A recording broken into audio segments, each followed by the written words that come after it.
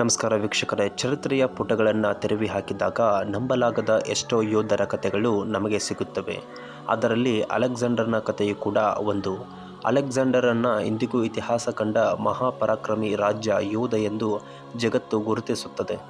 ತನ್ನ ಪರಾಕ್ರಮದಿಂದಲೇ ಹೆಸರು ಮಾಡಿದ ಸಿಕಂದರ್ ಇಡೀ ವಿಶ್ವ ಗೆಲ್ಲುವ ತವಕದೊಂದಿಗೆ ತನ್ನ ಕುದುರೆಯನ್ನೇರಿ ವಿಶ್ವಪಟನೆ ಮಾಡಿದ್ದ.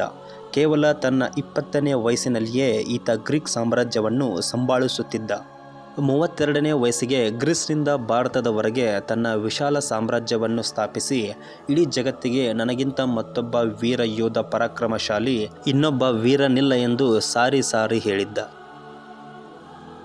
ಈ ಎಲ್ಲ ಸಾಮ್ರಾಜ್ಯಗಳನ್ನು ತನ್ನ ತೋಳ್ತಕ್ಕೆಗೆ ತೆಗೆದುಕೊಳ್ಳಲು ಸಿಕಂದರ್ನ ಒಂದು ಕುದುರೆ ಆತನ ಜೀವನದಲ್ಲಿ ಪ್ರಮುಖ ಪಾತ್ರ ವಹಿಸಿತ್ತು. ಅನೇಕ ಯುದ್ಧಗಳಲ್ಲಿ ಭಾಗವಹಿಸಿ ಗೆಲುವಿನ ಪ್ರಮುಖ ರೂವಾರಿಯಾಗಿ ನಿಂತಿತ್ತು ಆ ಕುದುರೆಯ ಹೆಸರು ಬುಸಿಫಾಲಸ್. ವಿಶ್ವ ಸಾಮ್ರಾಟ ಅಲೆಕ್ಸಾಂಡರ್ಗೆ ಆ ಕುದುರೆಯ ಮೇಲೆ ಎಷ್ಟೊಂದು ಪ್ರೀತಿ ಇತ್ತು ಎಂದರೆ ಜೀಲಂ ನದಿಯ ತಟದಲ್ಲಿಯೇ ಬುಸಿಫಾಲಸ್ ಎಂಬ ತನ್ನ ಪ್ರೀತಿಯ ಕುದುರೆಯ ಹೆಸರಲ್ಲಿಯೇ ಒಂದು ನಗರವನ್ನು ಕೂಡ ಸ್ಥಾಪಿಸಿದ್ದ.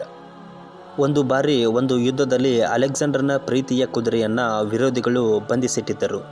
ಇದರಿಂದ ಕ್ರೋಧಿತಗೊಂಡ ಅಲೆಕ್ಸಾಂಡರ್ ತನ್ನ ಪ್ರೀತಿಯ ಬುಸಿಫಾಲಸನ್ನು ಬಿಟ್ಟರೆ ಸರಿ, ಇಲ್ಲದಿದ್ದರೆ ದೇಶಕ್ಕೆ ದೇಶವೇ ಇಲ್ಲದಂತೆ ನಾನು ದಾಳಿ ಮಾಡುತ್ತೇನೆಂದು ಅಬ್ಬರಿಸಿದಾಗ ಪತರುಗುಟ್ಟಿದ ವಿರೋಧಿಗಳು ಕೂಡಲೇ ಆತನ ಕುದುರೆಯನ್ನು ಹಾಗೂ ಸಾಕಷ್ಟು ಕಪ್ಪು ಕಾಣಿಕೆಗಳ ಜೊತೆಗೆ ಹಿಂದಿರುಗಿಸಿದರು.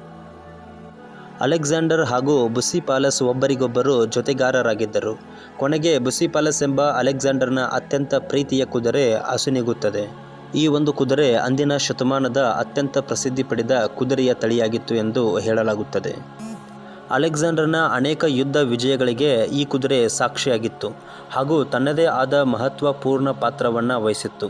ಹೀಗಾಗಿ ಅಲೆಕ್ಸಾಂಡರ್ ತನ್ನ ಈ ನೆಚ್ಚಿನ ಕುದುರೆಯ ಹೆಸರು ಎಂದಿಗೂ ಅಜರಾಮರವಾಗಬೇಕೆಂದು ಹೇಳಿ ಜೀಲಂ ನದಿಯ ತಟದಲ್ಲಿ ಬುಸಿಫಾಲಸ್ ಎಂಬ ನಗರವನ್ನು ನಿರ್ಮಾಣ ಮಾಡಲು ಶುರು ಮಾಡಿದ. ಆದರೆ ಕಾಲಾನಂತರ ಆ ನಗರದ ಹೆಸರು ಹಲವು ರೀತಿಯಲ್ಲಿ ಕರೆಯಲ್ಪಟ್ಟಿತ್ತು.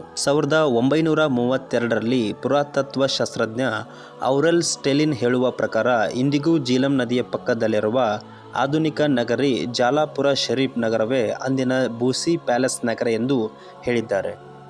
ಅದೇನೇ ಇರಲಿ ವೀಕ್ಷಕರೇ, ಜಗತ್ತನ್ನೇ ಗೆಲ್ಲಲು ಹೊರಟ ಅಲೆಕ್ಸಾಂಡರ್ಗೆ ಭಾರತವನ್ನು ಗೆಲ್ಲಲು ಸಾಧ್ಯವಾಗಲಿಲ್ಲ. ಭಾರತದ ಕೇವಲ ಒಬ್ಬ ಪರಾಕ್ರಮಿ ವೀರನನ್ನು ಗೆಲ್ಲಲು ಸಾಕಷ್ಟು ವರ್ಷಗಳ ಕಾಲ ಅವನ ಜೊತೆ ಯುದ್ಧವಾಡಿ ಏನೇ ಪರಾಕ್ರಮ ತೋರಿಸಿದರೂ ಭಾರತದ ವೀರ ಯೋಧ ಪೋರಸ್ನನ್ನು ಸೋಲಿಸಲು ಸಂಪೂರ್ಣವಾಗಿ ಸಾಧ್ಯವಾಗಲಿಲ್ಲ. ವೀಕ್ಷಕರೇ, ಈ ಮಾಹಿತಿ ನಿಮಗೆ ಇಷ್ಟವಾದರೆ ವಿಡಿಯೋ ಲೈಕ್ ಮಾಡಿ, ಚಾನಲನ್ನು ಸಬ್ಸ್ಕ್ರೈಬ್ ಮಾಡಿಕೊಂಡು ಪಕ್ಕದಲ್ಲಿರುವ ಬೆಲ್ಲೈಕನ್ನು ಪ್ರೆಸ್ ಮಾಡೋದನ್ನು ಮರಿಬೇಡಿ. ವಿಡಿಯೋ ವೀಕ್ಷಣೆಗಾಗಿ ಹೃದಯಪೂರ್ವಕವಾದ ಧನ್ಯವಾದಗಳು.